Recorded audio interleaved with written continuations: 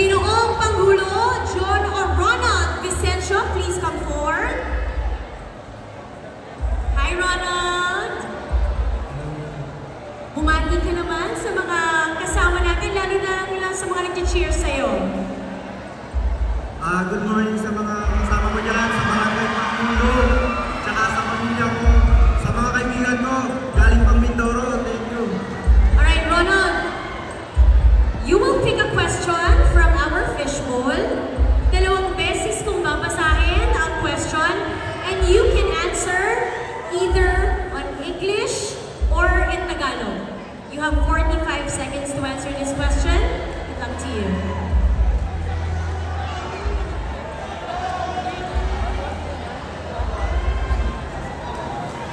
Ronald, the question is in English. I'll read it twice. Ronald, why should gender never define someone's potential? I repeat the question. Why should gender never define someone's potential? I believe everyone has potential, regardless of gender. Just like our Mayor Jeannie Sandoval. She is a woman, but she can lead. And I believe women are capable of leadership because leadership is not defined by gender or sexuality, but by vision, strength, and purpose. Women lead not just with authority, but with heart, which is an essential aspect of being a leader. Women is powerful in so many aspects, and I believe now is the time to put more women in positions where they truly belong. Thank you. Maraming salamat, Ginoong Pangulo Ronald Vicencio. Now let's call Ginoong Locos Jen Gabriel Cando.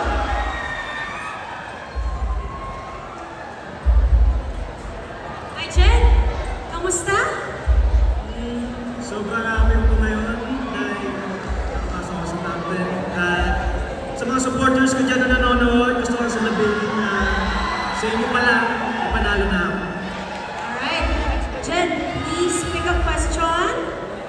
Tapusin ko yung mga ginawa si Mama Emma sa mga pinipili natin. Read it twice. Please listen carefully. The question for Jen. What is one lesson you learned from being online? Again, the question goes, what is one lesson you learned from being online? Maraming salamat po sa magandang katanungan. Ang social media ay madalas natin ginagamit sa ating pang-araw-araw na buhay tulad na lamang ng edukasyon, trabaho, at iba pang mga bagay na magiging balita tayo sa kahit saan. Sa natutunan ko dito ay ang pagiging cyber citizenship. Dahil dito ay kailangan natin maging responsable sa ating mga kilos sa bawat pinipindot natin at sa mga taong pinagkakatiwalaan natin. Dahil hindi lahat ay totoo at hindi lahat ay hindi. Kaya tayong mga Malabueño, lalo na sa mga kabataan, lagi nating tatandaan na suriin natin maigi ang bawat bagay. Dahil ang anumang maliit o malaking kilos ay magkakaroon ng malaking pagbabago, hindi lang sa ating sarili, kundi sa ating lungsod. Maraming salamat. Maraming salamat, Jen Gabriel Cando, Ginoong Logos. Now, let's call on Ginoong Akasha, Ginoong Paulo Rafael Tampico. Do I call you Paulo or Rafael? Anong nickname? You can call me Paolo. Paulo, mahirap pa maging una? Number one? Actually, yeah, it's quite a challenge, but yeah, I'm up here for the thrill, yes. You did well. Now you pick your question. So, Paolo, pwede mong sagutin to both in English and in Tagalog.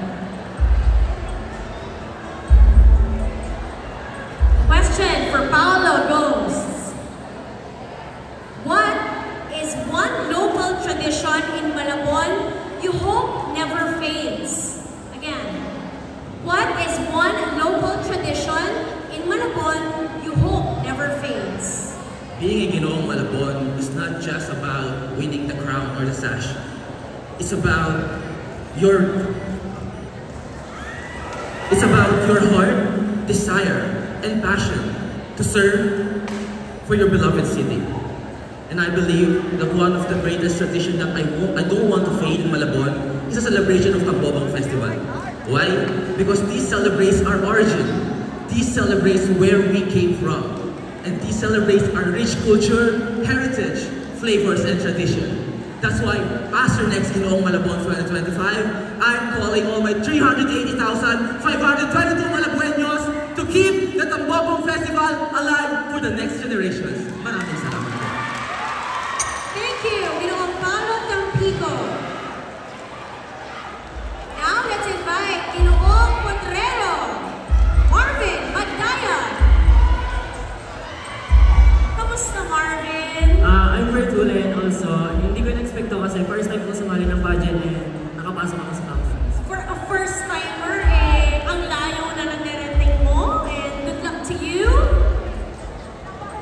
Dalawang beses kung babasahin ang katanungan, and you can answer either in English or in Tagalog. Good luck to you. Here's your question.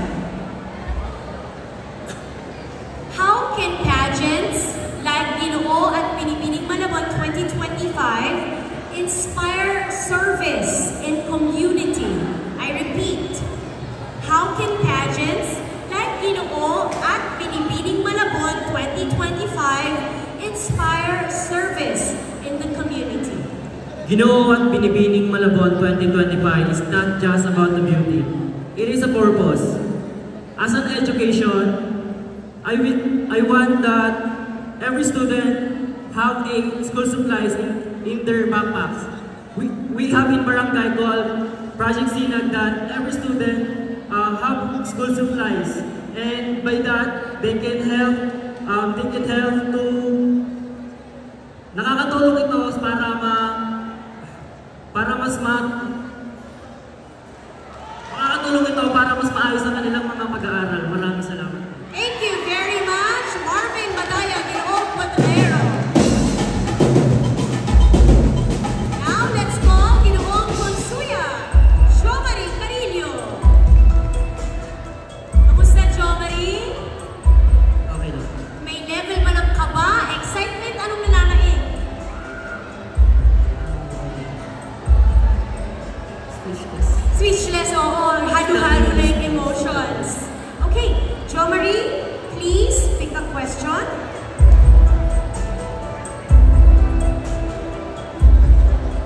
Listen carefully. Jomari, what makes your generation powerful? I repeat the question. What makes your generation powerful? Thank you so much for the question.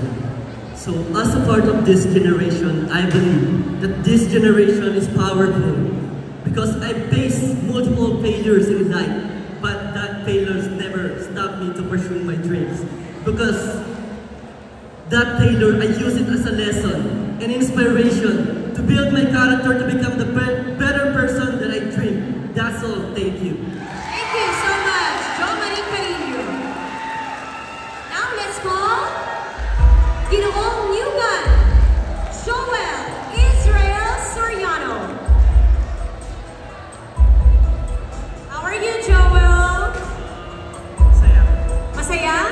Kasi nakapasok sa top 10. Right, and you seem to be very happy as a whole group, kahit yung mga hindi nakapasok. Yes. Sa totoo lang, expected ko na siya. Joke lang. Ano siya eh, kasi wala akong masyadong preparation sa budget na to. Then, puro work ako ganyan. Kaya parang, hindi ko na rin siya masyadong inaasahan. Pero, ayun na. Oh, you made it, so pick a question, please. Thank you.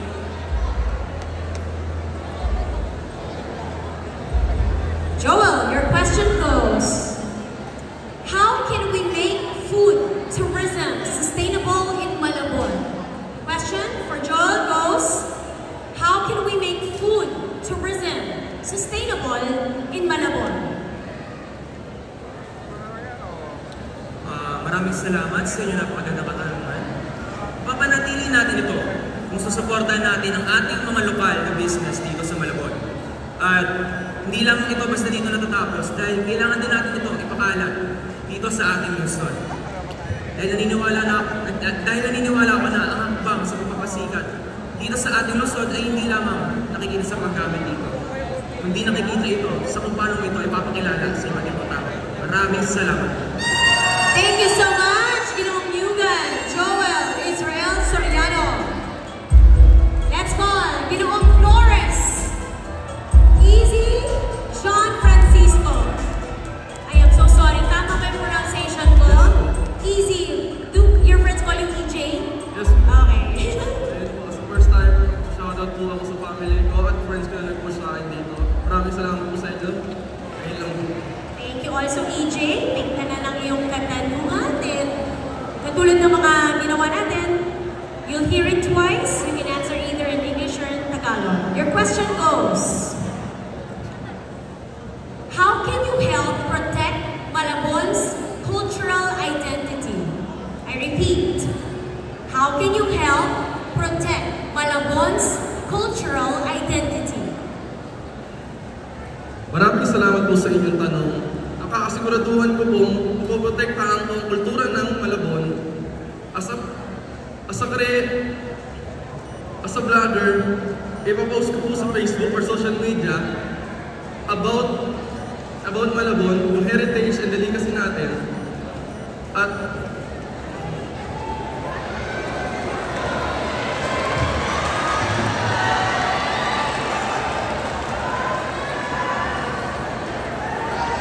para hindi makalimutan ng mga kabataan, ang nagtatanging laman ng Malabon.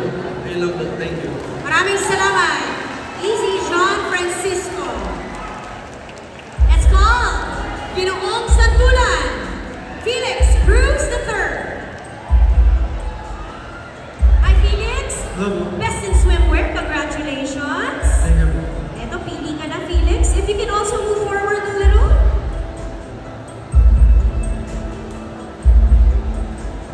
Question for Felix is, if there is one dish to represent the city of Malabon, what would it be and why? I repeat, if there is one dish to represent the city of Malabon, what would it be and why? Ang i-represent ko sa Malabon, ang dishes ng Malabon ay ang ating sikat na Pansit Malabon na galing sa Barangay Concepcion.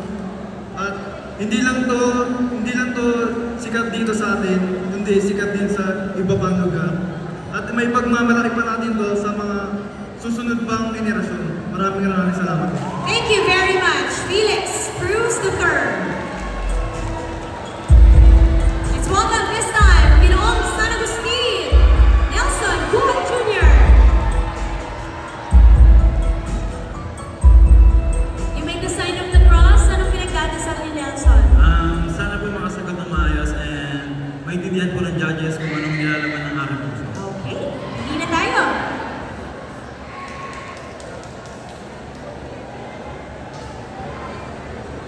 Nelson, your question. Listen carefully. What makes Malabon unique compared to other cities? I repeat, what makes Malabon unique compared to other cities? Maraming salamat po sa inyong katanungan. Ang pinagkaiba po ng Malabon sa ibang bayan ay ang pagiging makabayan ng mga tao rito at ang pagkakaisa na namumuo rito. Bilang isang manggagawang pangkultura, ako po ay naninindigan na maraming nagmamahal at sumusuporta sa ating kultura at sining. Gayon din sa ating bayan na hindi lamang sa pamamagitan ng social media or mga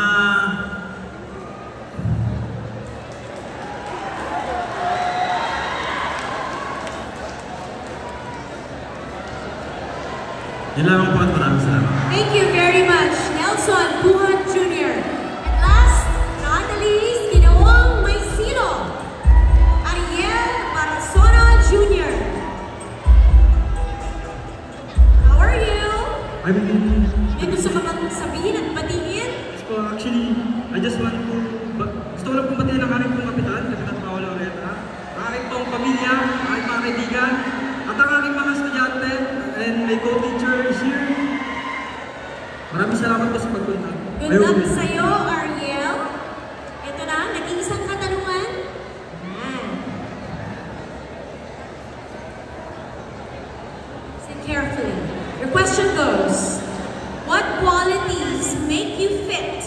to become Ginoong Malabon 2025? Again, what qualities make you fit to become Ginoong Malabon 2025?